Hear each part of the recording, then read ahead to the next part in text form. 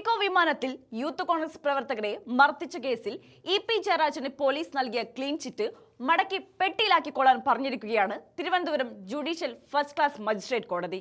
Case ഒഴിവാക്കി police നൽകിയ report കോടതി തള്ളുകയും സംഭവം അന്വേഷിച്ച് റിപ്പോർട്ട് നൽകാനും കോടതി ഉത്തരവിട്ടിരിക്കുകയാണ്. ഇതോടെ ഇ.പി. കുടുങ്ങുമെന്ന് ഉറപ്പാണ്. വിമാനത്തിനുള്ളിലെ CCTV ദൃശ്യങ്ങൾ പരിശോധിച്ച് പുതിയ റിപ്പോർട്ട് സമർപ്പിക്കാൻ വലിയതിറ പോലീസിന് നിർദ്ദേശം നൽകിയതോടെ ചെന്നിത്തലയുടെ പോലീസ് പണി തുടങ്ങിക്കഴിഞ്ഞു. കേസിന് പുനരന്വേഷണത്തിന് ഉത്തരവിട്ടതോടെ ഇ.പി. അടക്കം വിളിച്ചു വരുത്തി കേരള പോലീസ് മൊഴിയെടുക്കും. 2022 ജൂൺ 13-നായിരുന്നു കേസിനാസ്പദമായ സംഭവം നടന്നത്. അക്കാലത്ത് സംസ്ഥാനത്ത് സ്വർണ്ണക്കടത്ത് വിവാദങ്ങൾ കത്തിനിരുന്ന സമയമായിരുന്നു. ഈ സംഭവത്തെ തുടർന്നാണ് കണ്ണൂരിൽ നിന്നും തിരുവനന്തപുരത്തേക്ക് വരികയായിരുന്ന ഇൻഡിഗോ വിമാനത്തിൽ വെച്ച് നാടകീയമായ സംഭവങ്ങൾ അരങ്ങേറിയത്. വിമാനത്തിനുള്ളിൽ വെച്ച് അന്നത്തെ മുഖ്യമന്ത്രി പിണറായി വിജയനെതിരെ യൂത്ത് കോൺഗ്രസ് പ്രവർത്തകരായ ഫർസീൻ മജീദും RK നവീൻ കുമാറും കറുത്ത വസ്ത്രമണിഞ്ഞ് പ്രതിഷേധിക്കുകയായിരുന്നു. വിമാനം തിരുവനന്തപുരം വിമാനത്താവളത്തിൽ ലാൻഡ് ചെയ്തതിന് തൊട്ടു പിന്നാലെ മുഖ്യമന്ത്രിയുടെ സീറ്റിനടുത്തേക്ക് നീങ്ങി മുദ്രാവാക്യം വിളിച്ച ഈ പ്രവർത്തകരെ വിമാനത്തിലുണ്ടായിരുന്ന മുൻ മന്ത്രിയും അന്ന് LDF കൺവീനറുമായിരുന്ന ഇ.പി. ജയരാജൻ അതിക്രൂരമായി തള്ളിയിടുകയും മർദ്ദിക്കുകയുമാണ് ചെയ്തത്.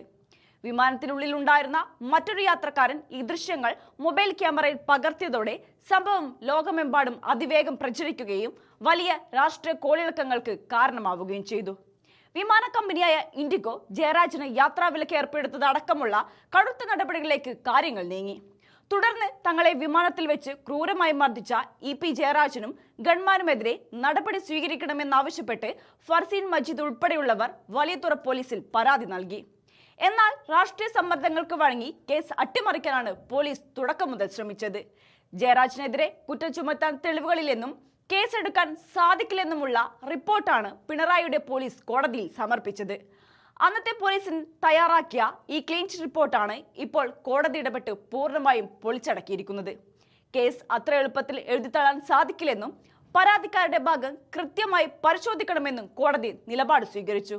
വിമാനത്തിനുള്ളിലെ CCTV ദൃശ്യങ്ങൾ ഉൾപ്പെടെയുള്ള നിർണായക തെളിവുകൾ ശാസ്ത്രീയമായി പരിശോധിച്ച് പുതിയ റിപ്പോർട്ട് സമർപ്പിക്കാനാണ് വലിയതുറ പോലീസിനോട് മജിസ്ട്രേറ്റ് കോടതി ആവശ്യപ്പെട്ടിരിക്കുന്നത്. കേസിൽ പുനരന്വേഷണത്തിന് ഉത്തരവിട്ടതോടെ ഇ.പി. ജയരാജനെയും ഗൺമാനെയും വിളിപ്പിച്ച് മൊഴി രേഖപ്പെടുത്തേണ്ടതായി വരും.